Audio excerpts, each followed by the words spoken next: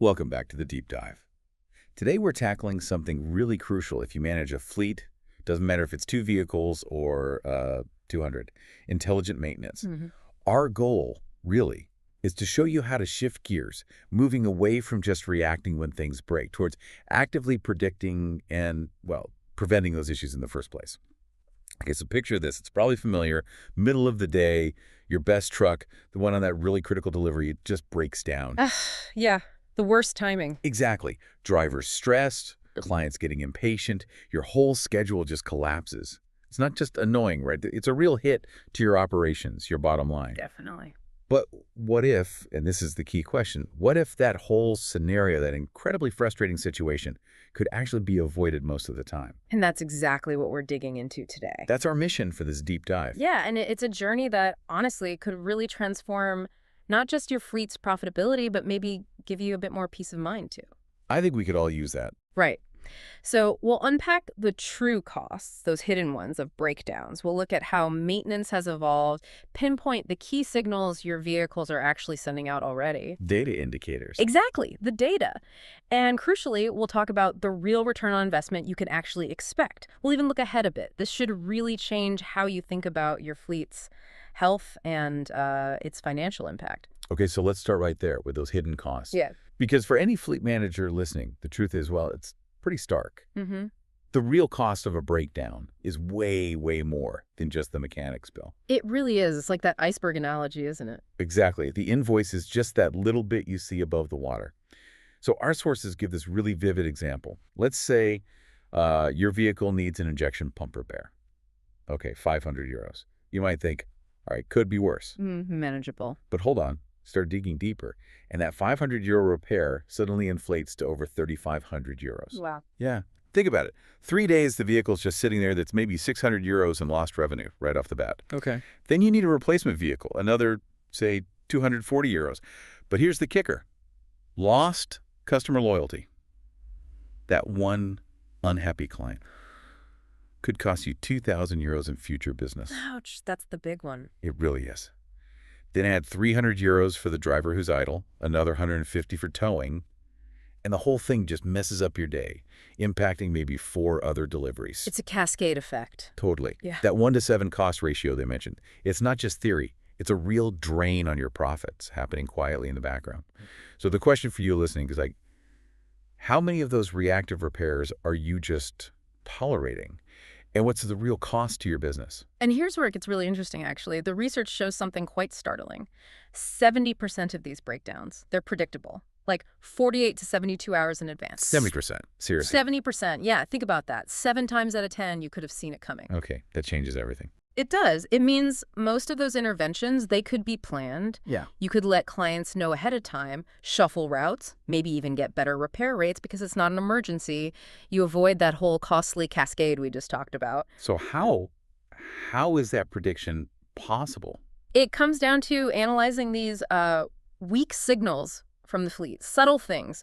Maybe fuel consumption starts creeping up steadily, or the engine temperature runs just a little bit hotter than usual, or modern sensors pick up unusual vibrations, things the driver might not even notice. Until it's too late. Exactly, until it's too late. So, okay, if 70% are predictable, the question isn't if a breakdown will happen eventually. They probably will. Right, wear and tear is real. The real question for you listening is, are you going to just suffer through them when they happen? Or are you going to anticipate them? And that anticipation starts with understanding how maintenance itself has changed over time. Yeah, there's a clear evolution there. This is where the story really unfolds, isn't it? Moving through these like 3 distinct levels. So level 1, corrective maintenance. This is basically the fix it when it breaks model. Still pretty common, surprisingly. Yeah, you see it a lot, the firefighter approach. Right. Seems simple on the surface, but as we just laid out, it comes with huge hidden costs, total unpredictability, those emergency repair rates, often 50% higher. Right, easily. Yeah. Plus the stress on the teams. Yeah, just constant crisis mode. Not sustainable. Not at all. So then we moved up to level 2. Preventive maintenance. This is more like anticipate by schedule. Okay, the calendar-based approach. Exactly. Maintenance based on fixed intervals. every 10,000 kilometers or every 6 months, whatever the schedule says, regardless of how the vehicle is actually doing. Now, this was a big improvement. Studies show maybe 30% savings compared to just waiting for things to break. Definitely better. Gives you some control, lets you plan intervention during quieter times, negotiate rates, avoid some common breakdowns. Allows for more rational parts inventory, too. Stable relationships with garages. True. But it's still rigid, isn't it? You can end up doing over-maintenance, changing parts that were perfectly fine. Wasting money. Or worse, under-maintenance. Something fails before the scheduled check because the schedule didn't account for heavy use. Exactly. It doesn't adapt. A truck running highways all day versus one doing stop-start city deliveries. Totally different stresses. But the preventive schedule often treats them the same. Which brings us to level 3, predictive maintenance. And this is really the core of the revolution we're talking about. This is where the data takes charge. Data tells us when to act. Right. So interventions aren't based on a calendar guess, but on the actual real-time condition of your vehicles, analyzed constantly by smart systems. Because modern vehicles, they're just generating enormous amounts of data all the time. Like what kind of data? Oh, everything. Engine temperature, oil pressure, operating speed, even driving style, the conditions it's operating in. It's a huge stream of information. And these intelligent systems, they take that data, combine it with the vehicle's maintenance history, maybe industry-wide statistics, and they look for anomalies, tiny patterns that signal something might be starting to go wrong. So give me an example, like a turbo failing. Perfect example. A turbo degrading gradually. In the old days, you'd find out when it, dramatically failed on the side of the road. Yeah, big tow truck, big bill. Right. With predictive maintenance, the system might detect, say, a slow, progressive increase in exhaust temperature, or a tiny drop in power output the driver hasn't even noticed yet, or maybe slightly unusual oil consumption. Those weak signals again. Exactly. And then it flags it, hey, vehicle X's turbo showing early signs of weakness. You should probably plan an intervention within the next 2 weeks. Wow. So it turns that potential crisis into just a planned maintenance task. You schedule it, you order the part, minimal disruption. And the results they're seeing from this? They're pretty spectacular, actually. We're talking like a 40 to 60% reduction in those unplanned breakdowns. 40 to 60, that's huge. It is. Plus maybe a 25% optimization in overall maintenance costs because you're not over-maintaining or paying emergency rates. And fleets are seeing about a 20% increase in availability. Their vehicles are on the road earning money more often. That's impressive. But it's important to be clear, predictive doesn't totally replace preventive. You still have some things done on a schedule, right? Like oil changes, maybe regulatory checks. Sure, some things are time-based or legally required. Exactly. But predictive insights help you optimize even those. Maybe that oil change interval can be safely extended based on actual usage data, or maybe needs to be brought forward. It makes the whole schedule smarter, more tailored to the reality of each vehicle. Okay, so it's about making the entire maintenance strategy more intelligent, using data. Precisely. So if we want to put this into practice, how do we start? What are these signals, these indicators that, as you say, don't lie? Right. Let's get practical. The first one seems to be this classic question. Kilometers versus engine hours. Which one should you track? Yeah, and the answer is, it depends. It really depends on how the vehicle is used. Okay. For your long-haul highway trucks, mileage is probably a decent measure of wear and tear, fairly constant running, regular stresses. Makes sense. But take that urban delivery truck we mentioned, doing maybe only 100 kilometers a day, but with hundreds of stop-starts. Right, much harder on the engine, brakes, transmission. Way harder. For that vehicle, engine hours are a much better indicator of the actual stress it's under. So in intelligent systems, they don't just pick one, they actually combine both metrics. Oh, okay. And they layer in other factors too, driving style, the terrain, the load it's carrying, even the climate. They build this more accurate virtual age for the vehicle. Got it. So it's a composite picture. What's next? Fuel consumption. This one is a biggie, kind of a universal revealer. How so?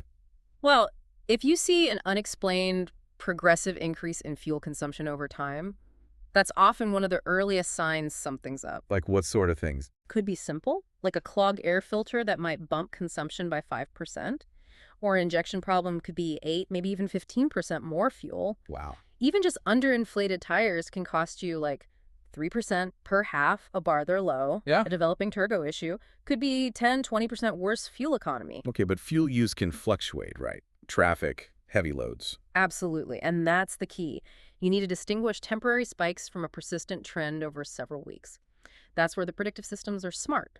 They learn the normal variations for each vehicle, each driver, each route, and only flag it when the deviation becomes statistically significant outside that expected range. Okay, so it filters out the noise. What else? Temperature and vibrations. This is where modern sensors are just incredible. Things we wouldn't notice. Things humans cannot notice, like a tiny sustained 3-degree rise in oil temperature, or specific vibration frequencies appearing only at certain engine speeds, or really slight fluctuations in turbo pressure. Micro variations? Exactly. And these little micro variations, they are often the absolute earliest warnings of potentially major failures down the line, a bearing starting to fail, maybe a tiny leak in a head gasket. And AI helps spot these. Oh, massively. Yeah. Artificial intelligence is brilliant at this because it can constantly compare terabytes of data, this vehicle's current parameters, against its entire history, and against huge databases from similar vehicles across the industry. It spots patterns that would be completely invisible to a human analyst. Fascinating. Okay, one more indicator you mentioned. Yeah, and it's one that sometimes gets overlooked, driving behavior. How does that fit into mechanical prediction? Well, two ways. First, the obvious one. Aggressive, driving hard accelerations, slamming on the brakes, keeping revs super high that clearly accelerates wear and tear on everything. Insert common sense. But second, and more subtly, changes in driving behavior can themselves be an indicator of a mechanical issue developing. How do you mean? Like, imagine a driver who's usually really smooth. Suddenly, their driving data shows they're becoming more abrupt, maybe using the throttle or brakes more sharply. They might be unconsciously compensating for a loss of power they haven't even consciously registered yet. Ah, okay. Interesting. Or a vehicle that suddenly needs more throttle input than usual to maintain its speed on a familiar route. That could signal a developing engine problem. Right, so it's not just about wear, but about the driver's interaction changing because the vehicle is changing. Exactly. So when you combine that behavioral analysis with the direct mechanical sensor data, you get a much, much more complete picture of the vehicle's actual health. Okay, that makes a lot of sense. We've seen the why, those hidden costs, and the how, these different maintenance levels and the data indicators. Now let's talk tangible results. The concrete ROI and how you actually implement this, because at the end of the day, it has to make financial sense for your fleet. Absolutely. The bottom line matters. So what are the big quantifiable benefits we're seeing? Well, first, as we mentioned, that 40–60% drop in unplanned breakdowns. Which is huge. If you normally have, say, 10 unexpected stops a month, you could realistically cut that down to 4 or 5. Right. And remember, each one of those avoided breakdowns saves you that 3,000, 4,000, maybe 5,000 euros in total costs we talked about earlier. Okay, that adds up fast. Yes. Optimized inventory. Predictive means you know what parts you're likely to need soon, but not necessarily right now. So you can reduce your spare parts stock maybe by 20–30%. So less cash tied up in parts just sitting on shelves. Exactly. Less overstocking, more just-in-time ordering. For an average fleet, that could free up, 15,000, maybe 30,000 euros in capital. Significant. Benefit number 3. Smarter planning and better productivity. Because interventions are planned, you can schedule them during off-peak times, maybe group tasks together. You get better labor rates from your workshop, avoid those emergency surcharges, and the big result, your vehicles are on the road working more. Some companies report getting like a 15% boost in fleet availability. Without buying any new trucks. Without buying a single new truck, just by keeping the existing ones running more reliably. Wow. Okay. And the last one. Extended asset life. Makes sense, right? If you maintain vehicles optimally, catch failures before they become catastrophic, the vehicle simply lasts longer. Maybe 20–30% longer lifespan. And on an asset that costs, what, 100,000 euros or more? That's substantial value preservation right there. Okay, the benefits are clear. How do you actually measure the ROI? What should managers be tracking? Good question. There are a few key metrics. First, your total cost of ownership per kilometer. That includes everything: fuel, maintenance, insurance, depreciation. Predictive maintenance should definitely bring that number down over time. Okay, TCO per kilometer. Second, your fleet availability rate. What percentage of your vehicles are actually operational and ready to work each day? You should be aiming for, 95% or higher. Predictive helps you get there. Makes sense. Higher availability equals more revenue potential. Exactly. And third, don't forget customer satisfaction. Mhm. Fewer delays due to breakdowns mean happier clients, and happy clients tend to be loyal clients. That's ROI too, even if it's harder to put an exact number on sometimes. Absolutely. Okay, so for someone listening who's thinking, all right, I'm convinced, how do I start? What are the practical implementation steps? The advice from the sources is pretty consistent. Be pragmatic. Don't try to boil the ocean. Meaning, Don't aim for perfection on day one. Start small, maybe. Equip your most critical vehicles first, the ones where downtime hurts the most with modern telematics, those integrated systems that track the data. okay, focus on the high-impact assets first. Right. Then, and this is crucial, train your teams. Your mechanics, your dispatchers, maybe even your drivers. They need to understand the data, learn to interpret it, and importantly, learn to trust it. That sounds like a big cultural shift. It can be. Then you start building your historical database. The system gets smarter the more data it has. The key advice is really avoid trying to revolutionize everything overnight. Take a progressive approach.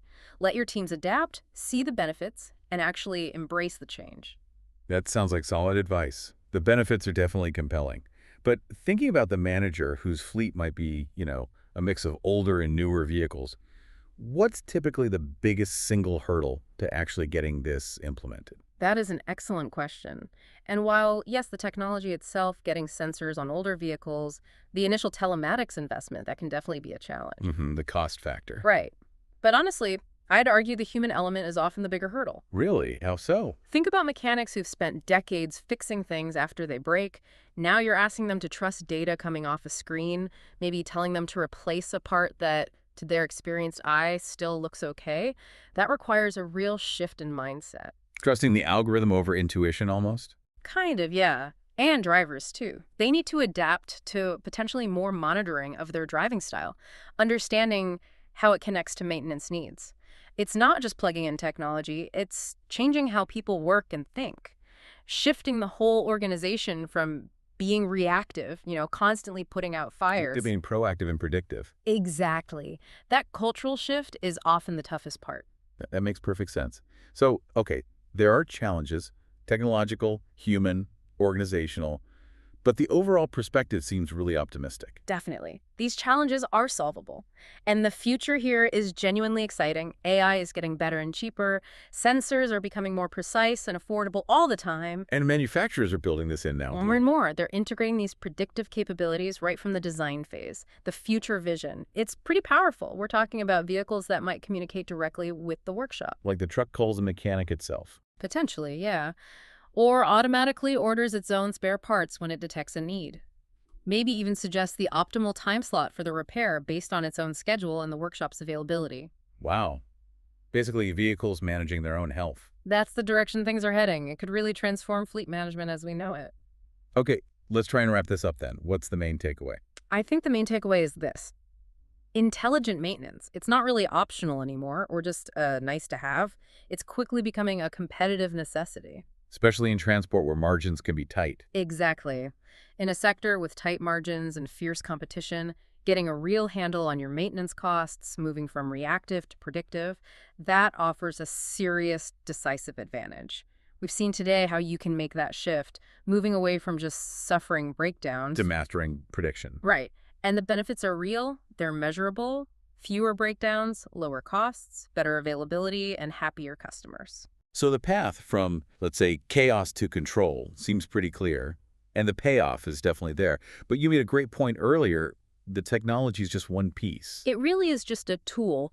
Ultimately, your success with this depends on your ability, your willingness to actually transform your practices, get your teams trained and on board, and really build that culture of continuous improvement within your organization. Excellent point to end on. So before we let you go, think about marking your calendars for our next deep dive.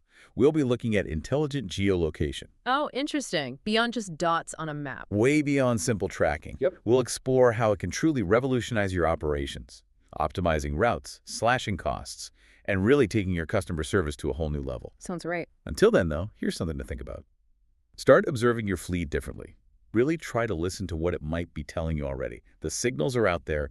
You just need to learn how to tune in and interpret them. Good advice. Thanks, everyone, for joining our exploration today. We really appreciate you tuning in.